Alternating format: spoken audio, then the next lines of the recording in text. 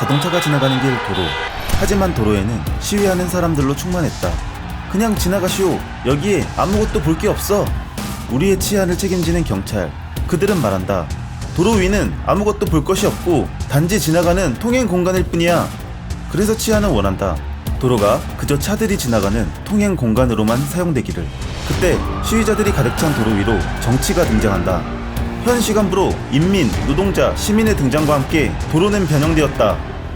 정치의 등장으로 단순한 통행 공간인 도로는 시위 공간으로 바뀌었으며 이제 여기에는 할 것이 있고 볼 것이 있으며 명령할 것이 있는 곳으로 대체되었다. 시위 공간이 된 도로 위 인민, 노동자, 시민들이 말한다. 우리는 합의를 권하오. 정치가 시작되었다. 정치의 본질은 사회가 사회 자체에 대해 갖는 차이를 있는 그대로 드러내는 기존의 주체와 양식과 불일치하는 새로운 주체와 양식들에 있다. 합의의 본질은 갈등과 폭력에 반대되는 평화로운 토론이나 이성적인 의견 일치가 아니다. 합의는 정치를 치안으로 치환하는 것, 즉 시위 공간으로 변형된 도로를 합의를 통해 다시 기존의 질서인 통행 공간으로 바꾸어 놓는 것이다.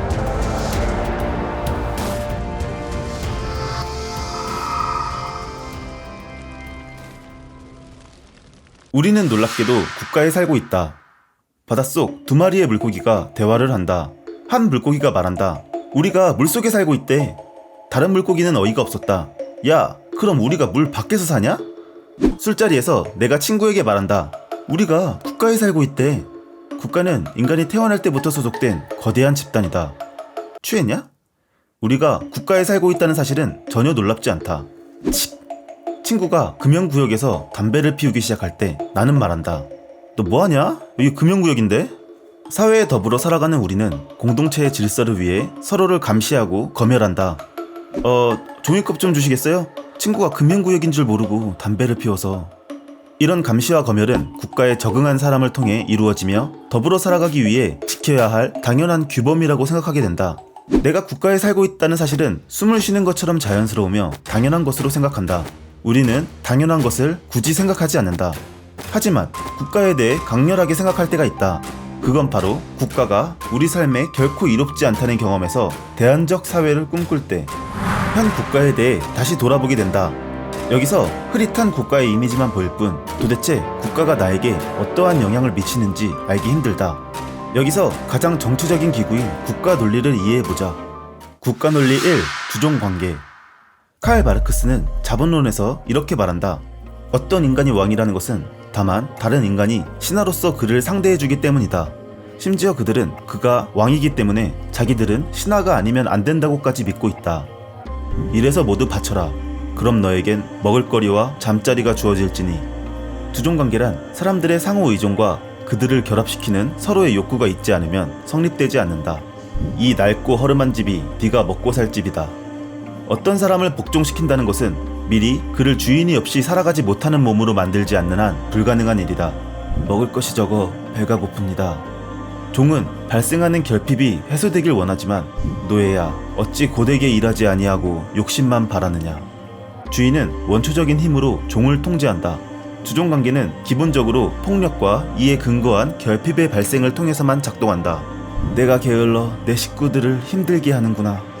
그리고 결핍된 자들이 이런 결핍을 자신의 탓으로 돌린다. 마치 자신은 본성상 결핍된 존재이며 이런 결핍은 주인만 채워줄 수 있다고 믿는다. 문제는 결핍을 채워주는 사람이 애초에 결핍을 만들어낸 장본인이다. 심지어 종은 이러한 사실을 알고 있음에도 자신의 탓으로 돌린다. 이것이 주종관계의 내적 논리이다. 주종관계는 원초적인 폭력, 수탈을 통해서 피통치자들을 결핍 상태로 만들고 수탈한 것을 제한적이나마 수탈한 자들에게 재분배함으로써 피통치자들의 결핍 상태를 유지시키며 주종관계를 지속한다. 이 과정에서 국가가 탄생하게 된다. 국가논리 2. 수탈과 재분배. 국가 사람들은 원초적 수탈이라는 사건을 망각한다. 우리는 통치자로부터 유래하는 재분배, 즉 시혜뿐이기 때문이다. 논리적 순서에서 재분배는 항상 두 번째로 오는 것이지만 그들은 이것을 첫 번째로 오는 것이라고 믿고 있다. 국가의 은혜와 보호를 받으면서 그 고마움을 모르느냐. 국가 안에서 이루어지는 다양한 종류의 저항과 불복종을 국가에 대한 배은망덕하고 부도덕 행위라고 보는 견해들. 우린 국가에 빚을 졌어. 그러니 갚아야 해. 자발적 복종 상태에 있는 피통치자들은 지도자의 은혜에 대해 그것을 반드시 갚아야 하는 부채로 간주하게 된다. 이러한 채권과 채무의 관계에서 정치적인 윤리 문제가 탄생하게 된다. 국가 권력은 대부분의 사람들을 자신의 권력 형식에 맞게 훈육하고 길들이는 일에 모든 노력을 쏟아붓는다.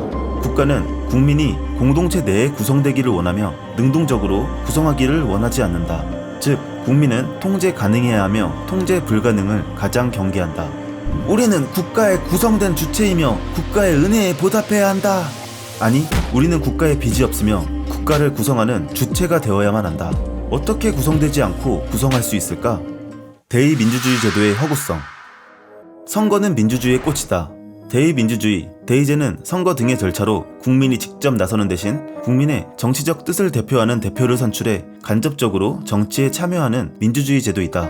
우리가 뽑으면 알아서 하겠지. 하지만 불행히도 우리 대부분은 정치라는 것이 몇몇 대표자들의 일이라고 치부하는 정치적 무관심에 깊이 물들어 있다.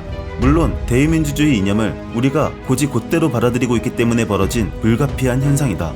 선거는 정말 민주주의의 꽃일까? 대의민주주의 제도 하에서 자신의 권력을 양도해버린 우리들은 대표자들의 권력 행사를 무기력하게 관조할 수밖에 없다.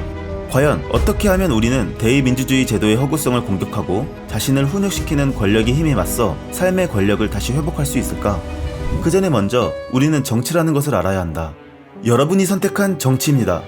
대의민주주의는 국가한 개인의 권력이 선택한 정치제도다. 정해진 선택지에 투표한다면 그것은 능동적인 권력 행사인가? 수동적으로 선택된 정치 제도에서 벗어나 능동적으로 선택한 정치 제도이기 위해서 정치라는 개념의 틀을 이해하고 틀 안에 개인의 권력이 어떤 논리로 작동하는지 알아봐야 한다. 그 후에 우리는 선택한 정치 제도를 이해할 수 있다. 우리끼리 싸울 때가 아닙니다. 공동의 적을 위해 우리는 뭉쳐야 합니다. 국가 내부에서 다양한 계층들의 이해관계가 극단적으로 가면 정치적인 것으로 사유되어 적과 동지로 격화될 위험이 있다. 그래서 독재자는 내부의 분열을 막기 위해 외부의 적을 설정함으로써 내부인 모두를 동지로 변화시킬 수 있다. 카렐 슈미트, 정치적인 것은 개체들을 적과 동지로 구분한다.